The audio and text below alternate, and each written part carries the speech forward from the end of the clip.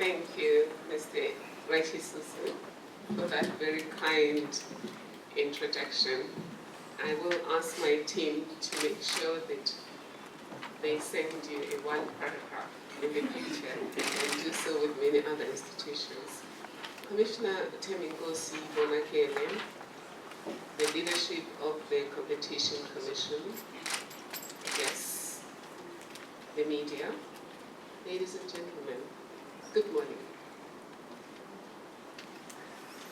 I thank the leadership of the Competition Commission for the honor and privilege of addressing you this morning and for bringing us together today to discuss the relationship between two very important issues in our democracy and global commerce, being collusion and corruption.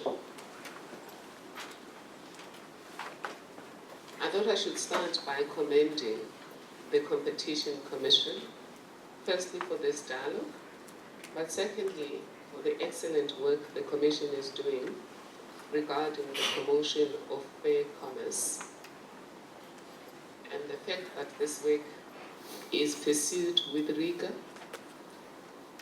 integrity, and without fear or favor. As consumers in South Africa, we are indebted to you for your work. On behalf of the Protector South Africa team, we deeply appreciate the Competition Commission's conduct, which embraces the synergies between the roles of our institutions and embraces the complementarity of our mandates to the extent that they overlap. I believe that it is in that spirit that my office has been invited to participate in today's proceedings. The Public Protector team and I cherish opportunities such as today.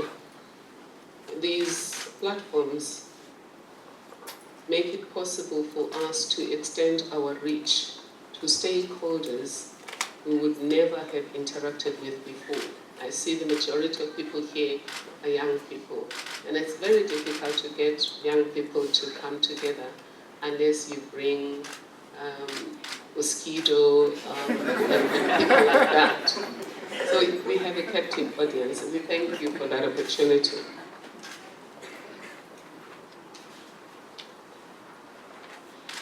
As a Public Protector South Africa, we have a constitutional responsibility under Section 182 to be accessible to all persons and communities. When we talk to people in an audience such as this, the value of it is not always the fact that you yourself may bring complaints to us. We know that with every person we interact with, that person will interact with about 5 or 10 more people. And during those interactions, they will tell those people what we do, and where necessary, they will advise people when to seek help from our office. As Commissioner Bonakele has already said, we are approaching Freedom Day in 2 days' time. I like the Commission's approach to Freedom Day. The pronouncement by Commissioner Bonakele that every Freedom Day we recommit ourselves to freedom is really in the spirit of that Constitution, because our Constitution is transformational in nature. So on Freedom Day, we will be marking 21 years. Before the law changed, you became an adult in South Africa when you turned 21, which marks maturity. We see our democracy maturing as it reaches 21.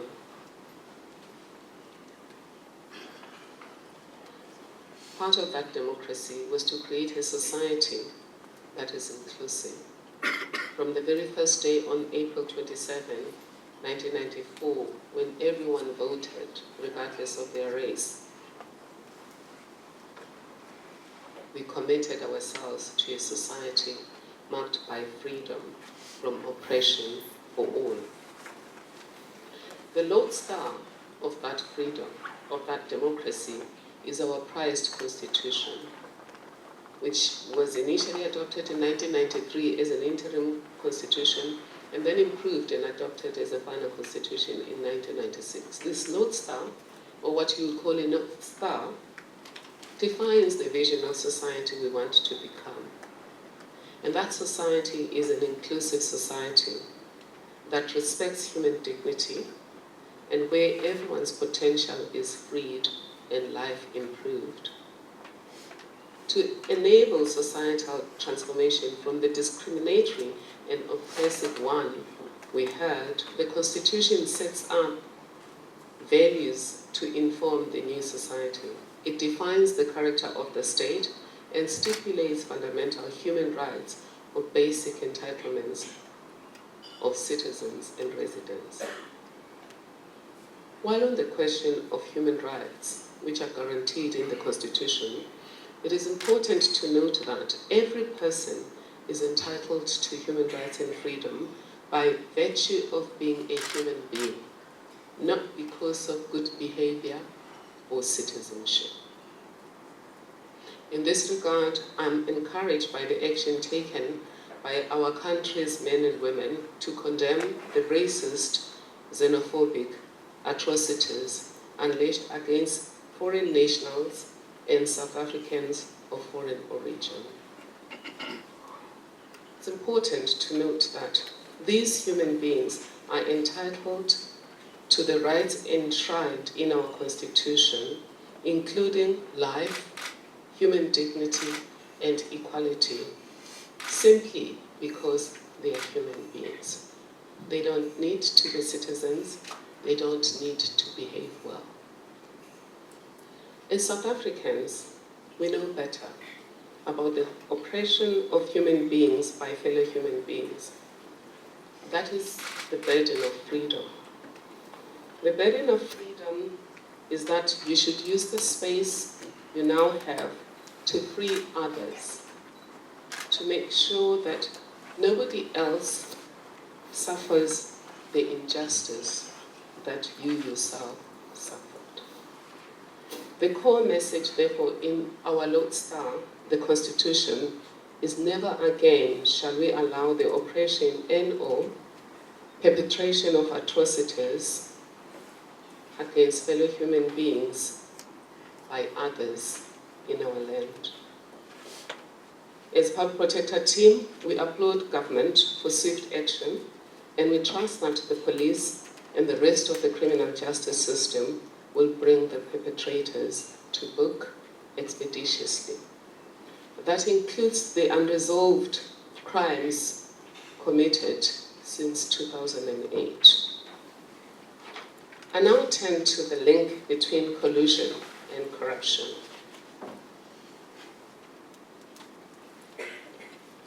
On this issue, I will tell you very briefly what my view is, discuss very briefly the meaning of collusion and corruption, then touch on trends with regard to corruption and collusion in our country and globally. I'll then deal very briefly with the impact of collusion and corruption on fair commerce, public sector service delivery, and on democracy. I will then talk very briefly on what should we be doing more and what should we be doing less in combating collusion and corruption. In talking about that, I will touch on the role of the Competition Commission and the role of the Public Protector South Africa.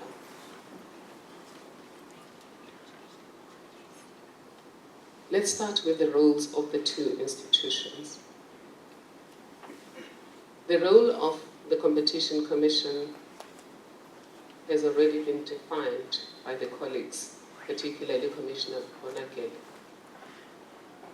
As Public Protector, we are one of several institutions that are responsible for combating corruption. Those of you who do not know or who have just been told you are an ombudsman, no ombudsman has the power to combat corruption. So we have an ombudsman as one of our functions, and we have many other functions. Our duty in terms of the Constitution is to investigate any alleged or suspected improper conduct in state affairs, to report on that conduct, and to take appropriate remediation. We must mark the word improper conduct. It doesn't say maladministration, it says improper conduct. It then says the Public Protector has additional powers as given to it by legislation. We've since been given additional powers by about 16 pieces of legislation. Key among these are 6. The Public Protector Act,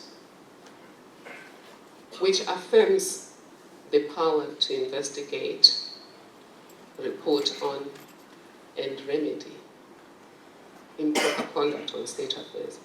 But the key provisions of the Public Protector is its unpacking of improper conduct in Section 6. Improper conduct includes maladministration. So most ombudsman offices just do maladministration. The second key thing we do in terms of the Public Protector Act is to investigate abuse of power, abuse of public resources, improper or unlawful enrichment, and lastly, acts that are defined as corrupt activities under the Prevention and Combating of Corrupt Activities Act. And that's where then our role in combating corruption comes in. And this is a role we share with several other state institutions. We are one of 2 institutions whose role is to protect whistleblowers. And this one, the jury is still out regarding whether only whistleblowers within government may come to us, because the Act does not say so.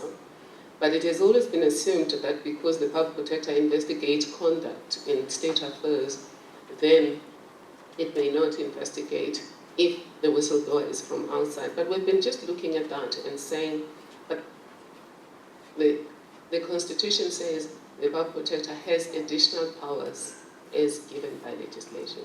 Whistleblowers may well come and tell us that somebody is colluding with someone to fix the price of bread, or somebody is colluding with someone to fix the price of construction of stadia, or somebody is colluded with someone to fix the price of the building of locomotives, or somebody is colluding with someone to defraud poor people by pretending to be having an auction when actually these prices are fixed and these houses are taken from people, including RDP houses.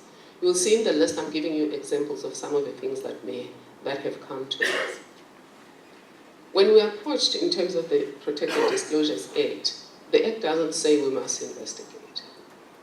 It just says these things will be reported to us or the Auditor General and other institutions yet to be announced by government. They've not yet been announced, therefore it's still us and the Auditor General. How we understand it is then that we don't have to investigate, but if there's no one else who will investigate, we must investigate. So the idea is if that improper conduct comes to our radar, if it's within our jurisdiction and we think we are the most suitable institution, we may investigate it, but we may well bring it to the Competition Commission, or we may bring it to any other integrity institution that is better suited to investigate the complaint that has come to our attention. We have a very unusual power, which is to review the decisions of the National Home Builders Registration Council. We are also an alternative forum under the Promotion of Equality and Prevention of Unfair Discrimination, a power we rarely use because the Human Rights Commission is adequately placed to deal with that. until recently, we're one of the institutions given the power to help you if somebody denies you access to information in violation of the Promotion of Access to Information Act, PINA. The other acts that I've mentioned just recognize our generic power to investigate improper conduct in state affairs. That would include, we would even investigate environmental degradation. So theoretically, we may investigate allegations of collusion in state affairs. However, before we decide to investigate, we always look at, is this matter within our remit? Pretty much any conduct in state affairs is within our remit, unless a court of law has decided, because the Constitution says the public protector may not review court decisions. So pretty much anything that can be classified as improper conduct in state affairs may fall within our jurisdiction. But once we've decided it's within our jurisdiction, we still have to go through another hurdle. Has this matter happened recently, less than 2 years ago? If it happened long ago, are there compelling reasons why we should still do it? But more importantly, are we the most suitable institution to investigate? That's where then we look at several things when it comes to suitability. We also look at expertise. You'll note that on the one matter that we referred, for example, to the Competition Commission, we honestly indicated that we don't have the expertise to make a determination. We therefore bring it to your attention. It doesn't mean, of course, we may not acquire expertise. It just means that if we're taking something that we don't deal with on a day-to-day basis, we then have to research thoroughly and do work, whereas there's somebody who deals with it on a day-to-day basis, and if you woke them up at 12 midnight, they would know what is the definition of collusive behavior. On the one matter, for example, that we sent to you, in a case that we determined called docked vessels.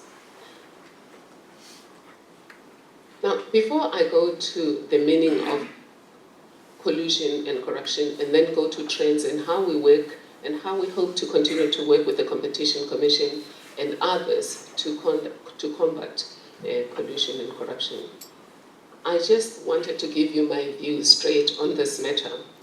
I won't be as bold as Dave Lewis, but this is what I can say about the link between the two, is that collusion and corruption are related and sometimes intertwined crimes of dishonesty.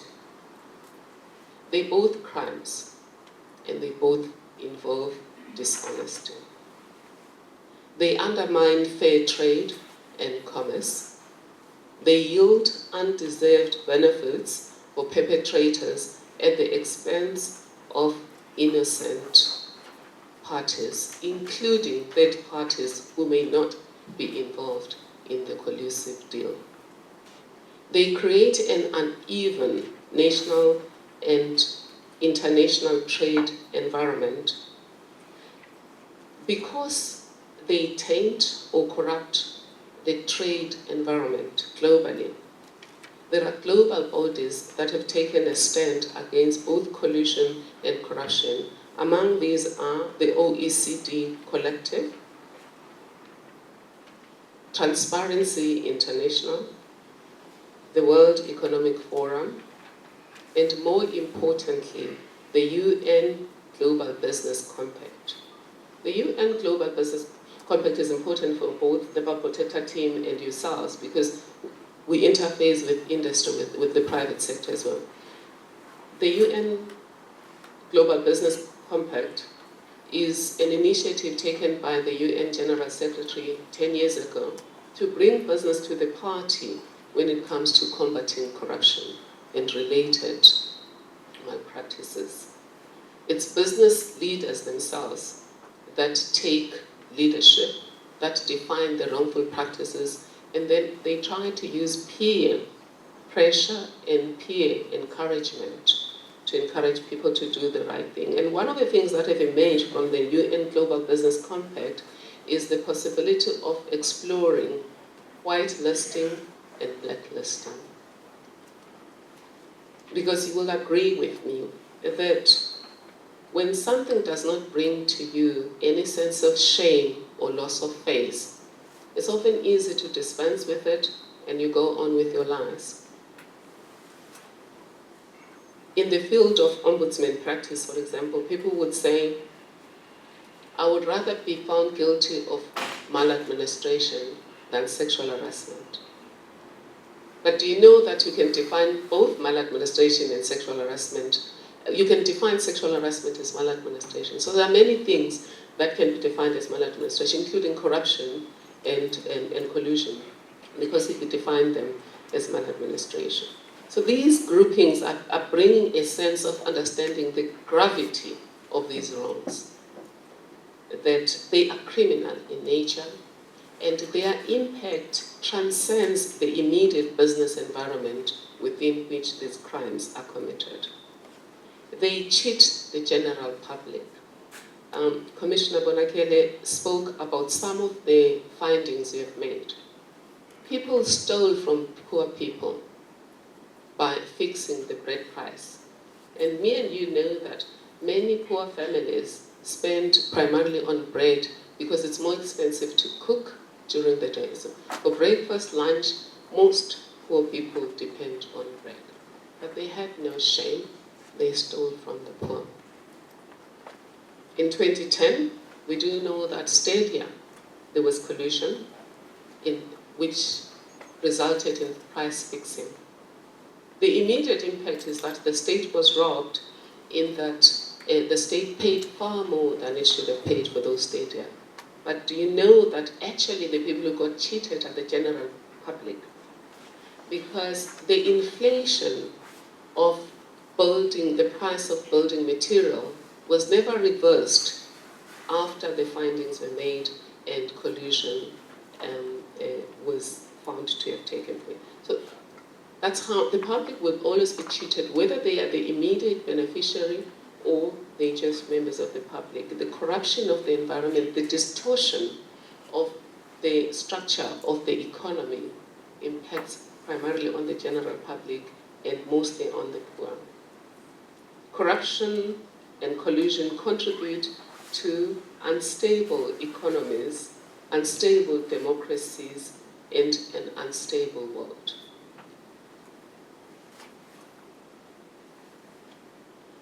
And it's not always just corruption.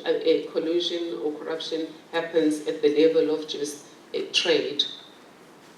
From your side, you do know that the issues are broader than that. And when I get to the specific, I'll give you some very, very quick example. One of the things also we have found among those of us who are dealing with corruption and to a limited extent collusion is that transparency is a major deterrent to both. Because when we know what should be the situation, we can immediately pick up if there's an anomaly or a distortion. So for example, if we know what the price should be, we can immediately know what are the distortions. If there's going to be mergers and acquisitions, if the public knows what's happening, they may immediately be able to smell a red if there's a red and bring the information to the right authorities through protected disclosures and other ways of whistleblowing.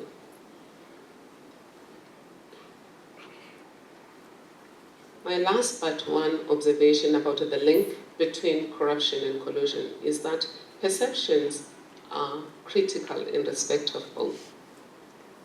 I mentioned earlier the difference between being held accountable for sexual harassment and being held accountable for maladministration. The same thing applies here. How do we view collusion? I'm certain that business people would rather be found guilty of collusion than corruption, whereas sometimes they're intertwined. The very same conduct that can be classified as collusion can also be classified as corruption. And then lastly, in respect of both, the key to resolving them is effective law enforcement and transformation of culture. If culturally they accept it, they will proceed. And if the law enforcement is ineffective and there are gaps in the enforcement environment, they'll continue. Just the last thing on culture. Ben Turok speaks in one of his books about the importance of culture when we are looking at social change.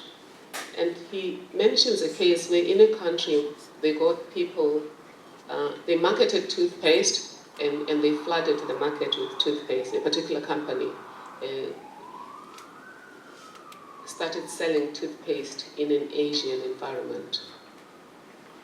After all of the marketing and after lots of toothpaste were given, some of them for free, there were no takers. The sales for toothpaste were not upscaling until they discovered the culture. That in that community, brushing your teeth was not critical, and if your teeth were yellow or any other color, it wasn't really frowned upon. Now, why am I bringing this to our example here? If culturally, when you have been corrupt, we are okay with you proceeding to run a company, we are okay with you being in charge of another position of trust, eventually indifference kicks in and that becomes an accepted culture. And then it becomes difficult then to combat it. What is corruption? I've spoken about what it does and the impact in society together with collusion, but what is collusion and what is corruption? Some examples have already been made by Commissioner Bonakele on collusion.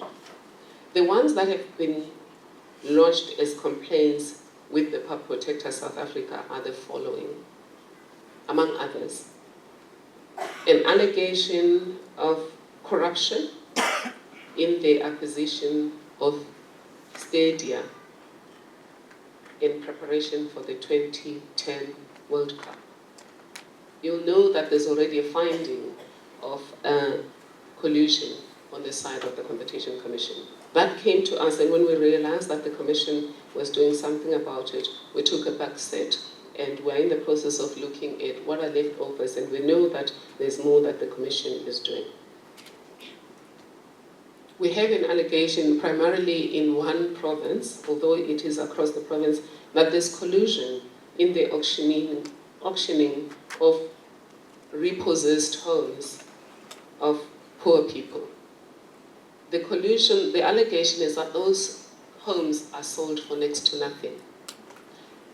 One of our complainants had a home, his home was not an RDP house, he had a home he had spent his lifetime buying it. At the time he approached us, I think it was 2010, his home was worth 460,000.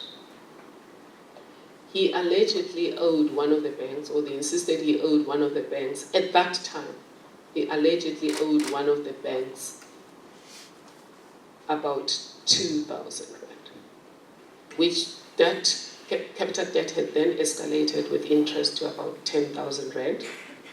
His house was sold on auction for 40,000 rand. They've asked us, Commissioner Bonakele, that we should look at changing the law because those who are owed money have a right to put a reserve price, for example, when something goes to auction, and they have somebody who can look after the interest. But the one from whom the house has been repossessed doesn't have somebody to look after the interest to say, is this fair? A house that is 460,000 goes on auction for 40,000. And then this is what happens in many of the cases that have been brought to us, is that if the house has been sold for next to nothing, the owner or the debtor will still owe whatever they owe. So the bank will take whatever comes from the auction, but if that's less than the debt owed to the bank, this person will be minus their capital asset, which is their house, and they will still be owing the bank for the rest of their lives. And of course, they will be homeless. Those are things, but Where does the corruption and collusion come in?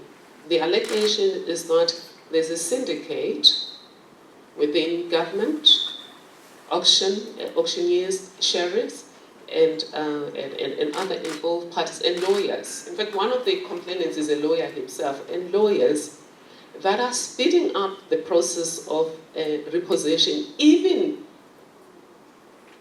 without following due process, without letting the complainant know exactly what is going on and what could they do to remedy the situation.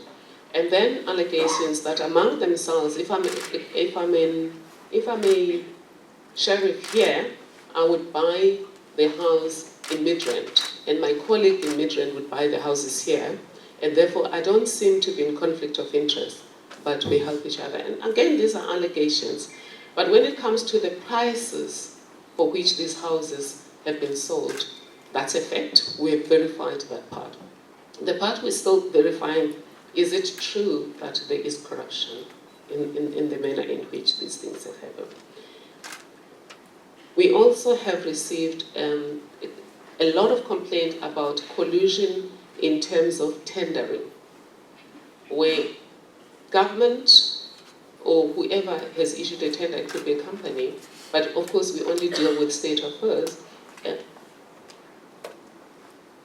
is given several proposals. So there's company A, B, C, D, all of them submit tender proposals to government. And it all looks kosher. They have different prices, and maybe the prices are similar to each other. And the companies have different names. But when you lift the lead, you just find that actually the people in the companies are the same people coming under different names. And the allegations we heard in docked vessels were precisely that a group of people or a group of companies in the form of a consortium submitted about 3 or 4 different tenders under different names. And the complainant was alleging that this is collusion. And of course, they argued that it wasn't, because they appeared before the government department concerned in person. So the government department concerned could see that they are the same people. So there was no intention to defraud or to mislead, and there was no dishonesty. We did not adjudicate that matter. We sent it to the Competition Commission. The commissioner came back and said there's a prima facie case of collusion, and the competition is investigating it, and we're happy about it. Commissioner, you'd be happy to know that the High Court, I think it was the SCA, about a day or so ago, a few days ago, dealt with a similar case of companies tendering under different names. And the court did not have kind words about the practice. I could talk about many others that we've received. What then is corruption? Transparency International defines corruption as the abuse of entrusted power for private gain. That's a very simple definition: abuse of entrusted power for private gain. So the private gain may not be personal gain, because often we make a confusion between private gain and personal gain.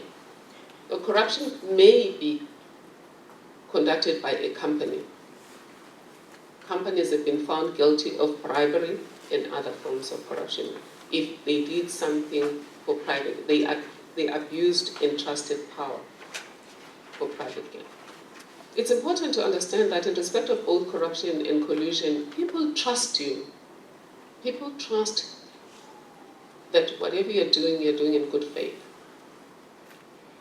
If you say to a person, the building material for an RDP house is going to cost about 100,000 rand, people trust you that you're not going to harm them.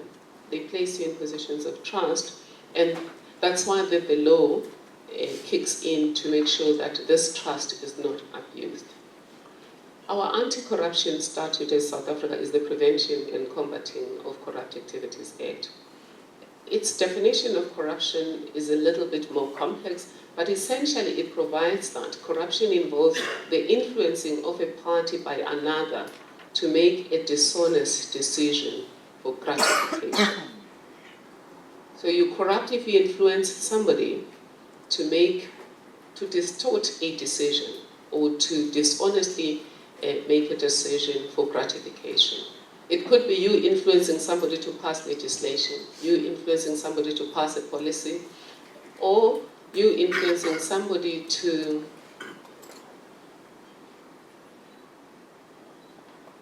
allow a settlement for gratification. Incidentally, I forgot to tell you about the issue of settlements in government. Increasingly, we're getting complaints that people inside the system are bribed to settle. And I suspect that might also be happening in the private sector, where I am bribed by somebody who has a dispute with my company or dispute with my department, and they are suing us, maybe for breach of contract, and they want from us 10 million.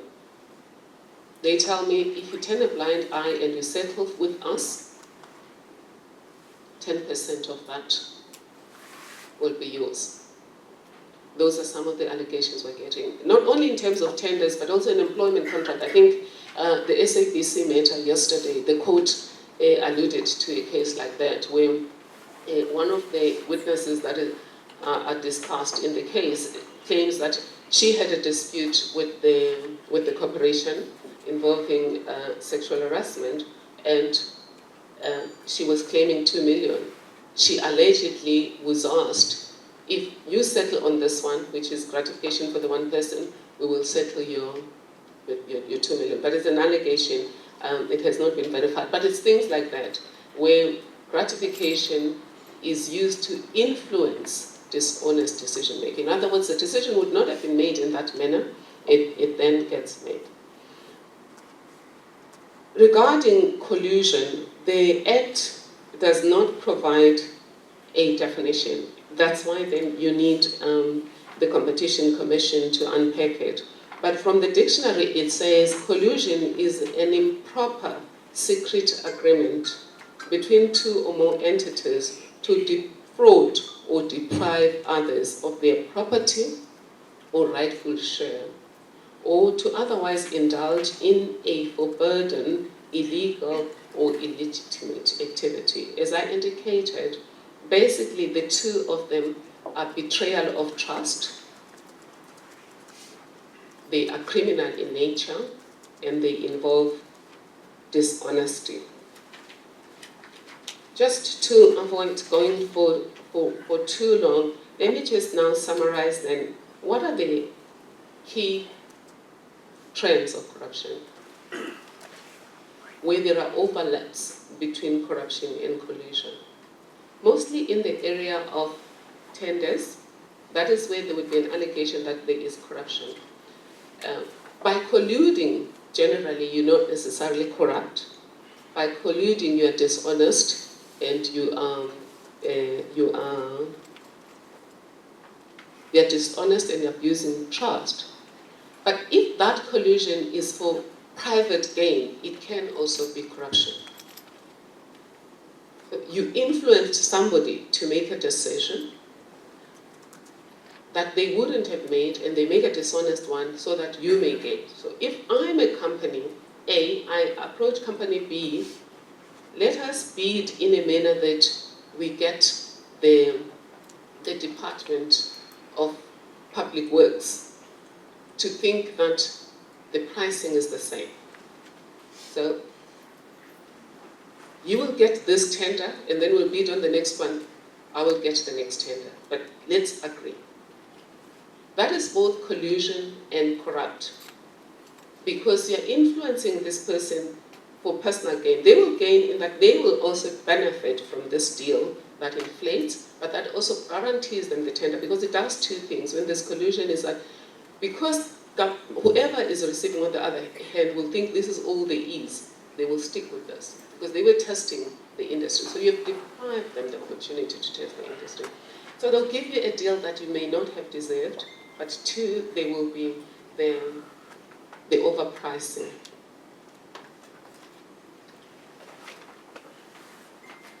So there are overlaps between collusion and pricing. But the worst part of collusion the worst part of collusion is around payments. Those were verified as the power protector, around payments. Around payments, particularly for procurement in government, we have discovered that there's something that is, the trends include overbilling, overpayments, and false billing, and also overpricing. So they start with overpricing, overbilling, and false billing. Just to explain, overpricing is when you collude up front, or maybe you don't collude, but just up front you've overpriced, government is going to pay more, or the company that is tendering, it's not always government, somebody would pay more. You've overpriced and pretended that that's the pricing. And that's interesting because actually in government at the moment, the form does say you must tell us what was the price, your own procurement price. If I'm going to sell computers to government, I have to say I bought them for this, and it must indicate what is the markup price. And if I lie about those things, that is fraudulent, because I am misrepresenting the price for which the goods I found. So that would be the overpricing part. The overbilling is that we've agreed on price. Gautrain is going to cost this much, 20 billion. Gautrain ends up costing 40 billion. That's, if then you find that what was paid, the extra that was paid was not justified, that is overbilling. False billing. I don't know if you're aware that one of the critical drains of resources from government and companies is false billing. Again, people will collude amongst themselves because you need for people, if you have a value chain, the supply chain, you need people inside the supply chain to agree with each other that will let it go. So false billing is the guy signed up to build 40 RDP houses. He builds one. And then he false bills for 40 RDP houses. And the people inside this system, they sign and say, we sold 40 RDP houses. And he gets paid for 40 RDP houses when he only built one. And I'm certain that happens in industry. Those are some of the patterns where there are overlaps between collusion and corruption, because as we said, when it comes to corruption is the abuse of entrusted power for private gain, or it is when you influence a party to make a dishonest decision for gratification. To do that, you then enter into secret agreements between two or more entities to defraud or deprive others of their property or rightful share, or to otherwise indulge in a forbidden, illegal, or illegitimate activity. So there may be sometimes, as I said, these are interrelated, but sometimes they are intertwined. I don't believe that every collusion involves necessarily corruption as defined by the Prevention and Combating of Corrupt Activities Act. But if we look at corruption broadly from the point of view of Transparency International, every collusive deal does involve corruption. Thank you for this opportunity. To the Competition Commission, and I wish you well in continuing with this dialogue. From our side, we have valued the value chain between us, the collaboration between us, and would like to see more synergies between the two institutions. And from society, we would like you to continue this dialogue so that people make sure that there's a sense of shame, there's a sense of loss of face when people have done the wrong thing. You don't get the one who colluded to walk straight and feel proud that they've done the right thing, and the one who was found guilty of corruption to be the only one who then gets a sense of shame. And if we do so, we can make sure that we live in a country that is governed according to accountability, integrity, and responsiveness to all our people, and thus delivering that better life for all our people. Thank you.